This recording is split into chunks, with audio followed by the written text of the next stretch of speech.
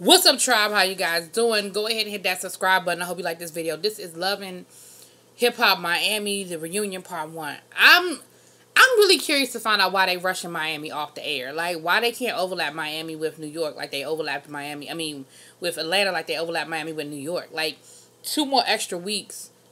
Why they put the reunion on back? Anyway, whatever. It happened. It is what it is. So, the first segment of the reunion, I don't do fashions, okay? I don't do fashions, but I will say this. Amar La Negra, you did that. I'm sorry. I don't care what nobody say. You ain't got to agree. She did that. And I had already seen the pictures, but she looked really nice. Like I said, I ain't really going to go down the whole couch because I'm not no fashion. That ain't my thing. But Amara, you did that. She did that. She did that. So the first segment is Amara and Jessie Woo with JoJo. Now look, it sounds like JoJo, even though JoJo and Amara ain't cool no more, JoJo was sort of defending Amara with that whole situation with Jessie Woo. And basically they were both like Jessie Woo was out of order, you know, and then Jessie Woo brought up the fact that, you know, because Amara brought up the fact that Jessie said something about her mother. And she was like, well, your mother called me a bitch. So, you know, you need to talk to your mother. And, you know, y'all know how Amara is about her mother. So she was about to get crunk. But she was like, you know what? I'm a queen. And queens don't deal with peasants. And you're a peasant. And that's what it's going to be. And so she kind of sort of brought it back down a little bit. But even in that moment when it happened on the show, I felt then and I still feel that, and again, it was probably just for the purpose of her storyline, Jessie Woo was tripping. She made it seem like Amara stole her talk show. And, of course, Julian and Amara both said the same thing. Like, this is something I've been doing. I stopped doing it on my social media platform because I had an opportunity to do it as a network. So I took it down and I stopped doing it because we were trying to work out a bigger deal. She said, but excuse me, this is something I've been doing. And let's be honest, a talk show is nothing unique. You can go back to the 1950s or 60s with Phil Donahue. And now if it was Phil Donahue complaining, then okay, maybe. But even Oprah didn't invent the talk show. Like, come on, stop it. So you have an idea to do a talk show with a bunch of your girlfriends sitting around talking. Hate to tell you, but it's been done a couple of times. So for you to make it seem like he stole your idea and gave it to Amara, to me, from the beginning, was just stupid. And again, unless it was just for the purposes of a storyline, my hair is just doing its own thing back there. My hair's at this really funky phase, but anyway, where it's not long, it's not short, and it's just irritating my soul is what it's doing. But anyway, you know, anyway, I'm back on track. Sorry, y'all. So yeah, Amara and Jessie, that was just kind of their whole little back and forth thing. And like I said, JoJo sort of, even though her and Amara ain't cool no more, she was still defending Amara like, you know, Jessie was tripping. Like, she, you know, all of that, she said, and Jessie Woo was like, well, she just got mad because I called her by her real name. You know, I called her Joanna. And, you know, all I said was, that's what your mother called you. And, of course, when people hear your mama, they react, you know, your mama. And then it's... So, then we got into the situation with Jessie Woo and Julian. And they were basically asking, you know, Nina was asking Michelle Pooch and Trina, do you feel like Julian has been there for your career or whatever? And, you know, Michelle was just saying, she said, me and Julian on a personal level are cool, but just professionally, I just feel like he hasn't always been there for me like I needed him to be as a manager. And Shay sort of jumped in and was like, well, you ain't giving him nothing to manage. And Nina was like, I thought y'all were cool. And Shay was like, we cool, but I'm going to keep it 100. Like, you know, it ain't all on Julian. Everybody trying to make it seem like Julian is this horrible person or whatever, but it ain't all on him. So she was like, nah, you know. But Michelle didn't really throw Julian out there like that. So then they went to Trina. Honey, before Trina could get 2 words out of her mouth, Bobby started talking. You need to just find yourself another motherfucking manager because he ain't shit. He homophobic. And I'm going to tell you what I got to say. And da-da-da-da-da-da-da. And everybody was just like, first of all, wasn't nobody even talking to you? And second of all, where all this come from? And this is what I'm going to say. Everybody that has a problem with you doesn't make them homophobic.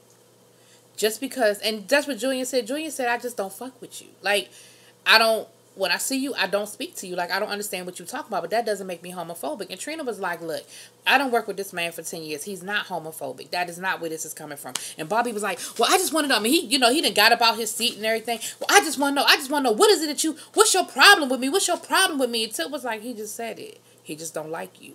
And just because somebody doesn't like you, it doesn't make them homophobic. It just means they don't like your ass.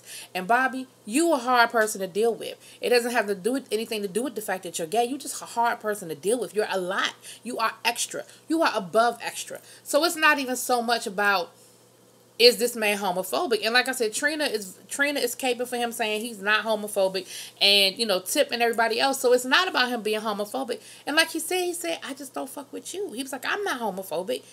I'm just, you get on my nerves, And so when I see you, I don't speak. I'm not rude. I'm not disrespectful. I just don't speak to you because I don't like you. And of course, Bobby wanted to keep making this scene. He was like, I know, I've been around you enough to know, and I'm just picking up your vibe, and, every time I see you, you giving me the stank face, and this, that, and the other. And again, Bobby, understand, people just don't like you because they don't like you. And it's okay. But it doesn't mean that every time somebody meets me and they don't like me, I can't say, oh, you don't like me because I'm black. They just might not like my personality, and it's okay. But, so then they started talking about the Trina situation with her signing Bobby or not signing Bobby.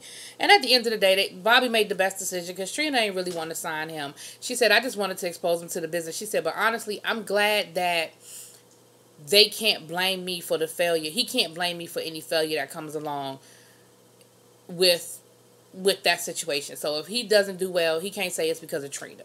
Oh, but to go back a little bit, Tip sort of got, when Bobby and Julia were going at it, Tip was like, Bobby, he said it. He just don't like you. Whose side are you on? You supposed to be my friend. How you going to be on his side? You on my side. Again, just because she's telling you the truth doesn't make her against you. He had said more than one time, I just don't like you. And that's all Tip was saying. Tip was like, he said he just don't like you.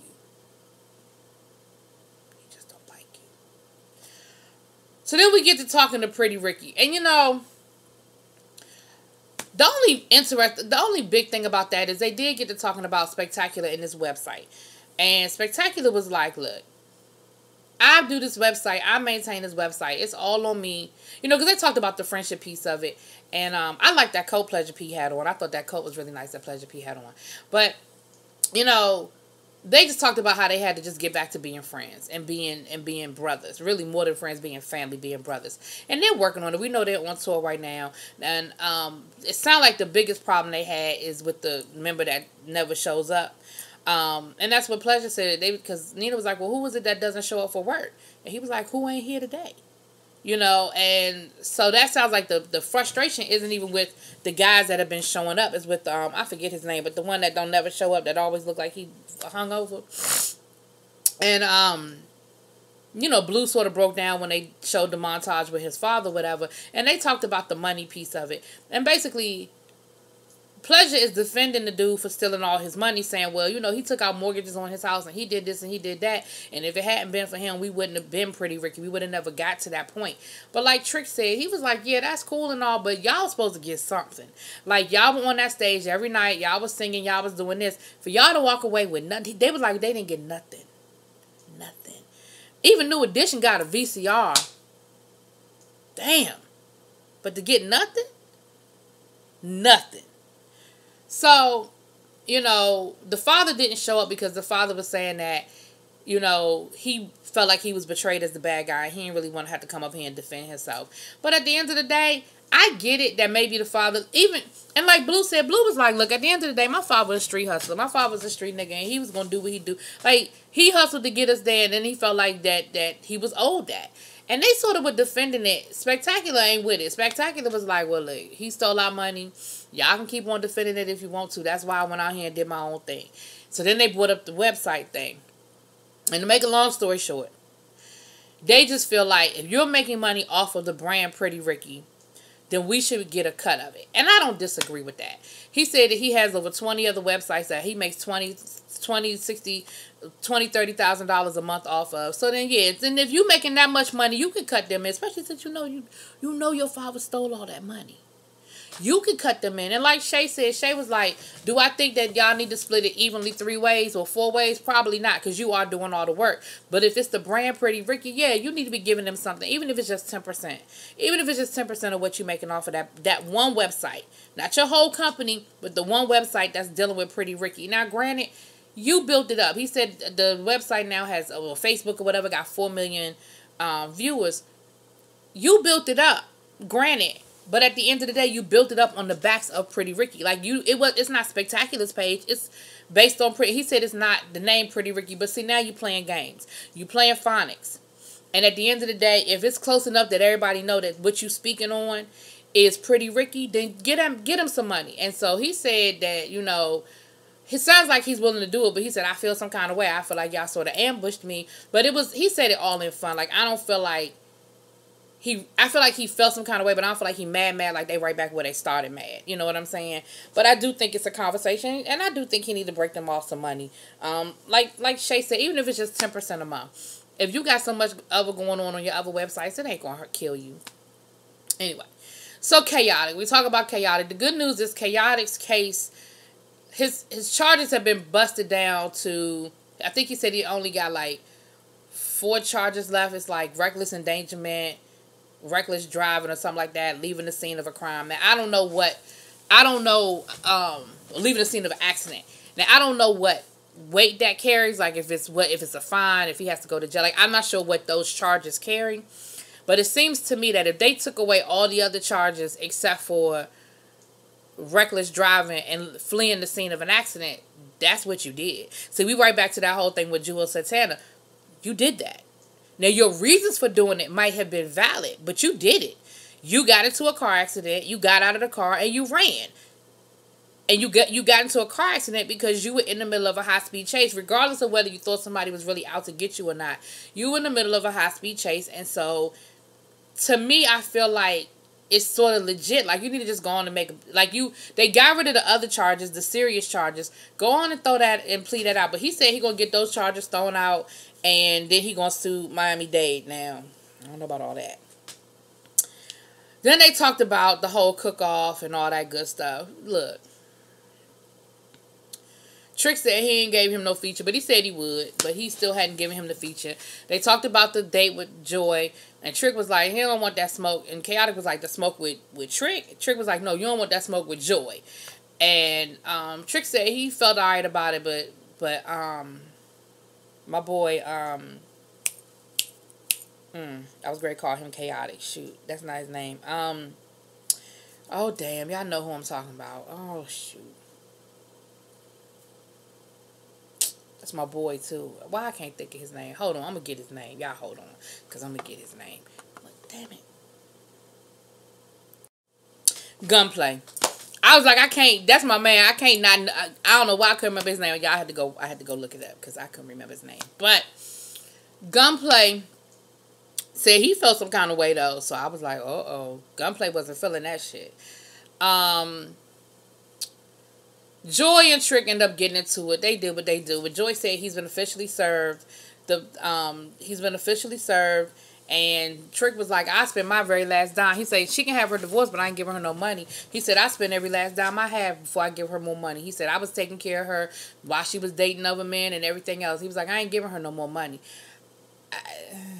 I think they both did dirt to each other. You know what I'm saying? I don't think it's no clean hands in that situation. But neither here nor there. That's how that whole thing went down. Okay. Then we get to Amara La Negra and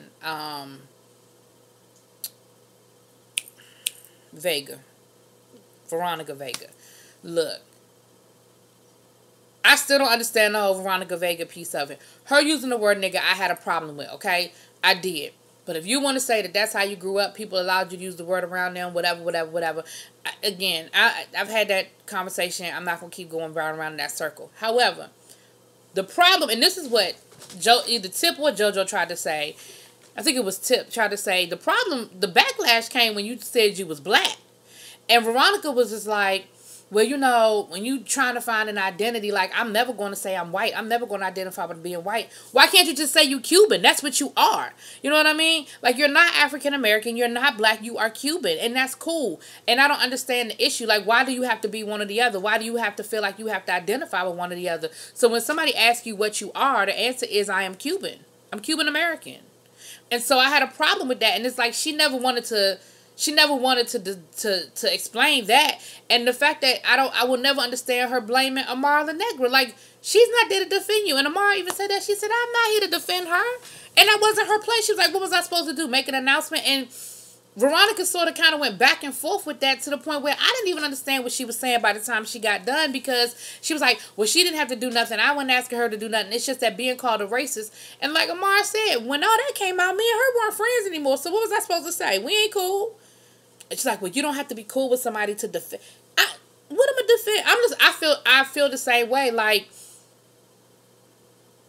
I'm not saying that she deserved necessarily the racist moniker, but her defiance and listening to what people were trying to explain to her, that what you said was offensive. And instead of saying, I hear you and you're probably right. Same thing I said about Lily on Black Ink Crew. I hear you and you're probably right. Instead of doing that, you didn't want to do that. You wanted to defend yourself and come up with all these excuses and all these reasons why you were okay or you were justified in saying what you said or using the words you used. And then you're going to turn around and when your back was against the wall, instead of just saying, I hear what y'all are saying, you're going to say you black. That's all that was. You were just trying to find a way to excuse what you were saying and use the word black. The other thing I'm going to say, Veronica Vega, I don't know what the fuck that 1986 Madonna rip-off outfit you had on was, but let that shit go. It wasn't cute. And next. So, last but not least, the king and queen go at it. Trick and Trina. And basically what it boils down to is Trick wants to make, Take It to the House, part 3, part 4, part 5, part 6. And Trina wants to make some new music and mix it in with a little bit of Take It to the House. And that's what the breakdown was. They were going to do a 12-track album, or they were going to do an album. 4 songs by Trick, 4 songs by Trina, and then they were going to do a mixture. 4 songs together. The 4 songs together was the breakdown, because Trick said he had his 4 songs, and I'm sure Trina had her 4 songs. If she in the studio every damn day, she had her 4 songs. It was the songs they were going to do together that they couldn't agree on. And Trina was like, because you still want to do Take It to the House, and you got to understand that our fans have evolved and people have evolved. Music is different now. And he was like, our fans want to hear Take It to the House. They want Trick and Trina. That's what they want. That's what they want. They got to arguing, honey, and Trina got to going off, and she got loud and stood up, and he stood up, and oh man, it got nasty. It got really nasty. And she told him, she said, your problem is the song that you sent me, when I put my verse down, I murked your ass. And my verse, I killed you on your own record. And that's what you're really mad about. I said, oh, Trina. And that's pretty much where this week's reunion ended, honey. They were going at it, honey. So anyway, drop it in them comments. Let me know what y'all think. Peace.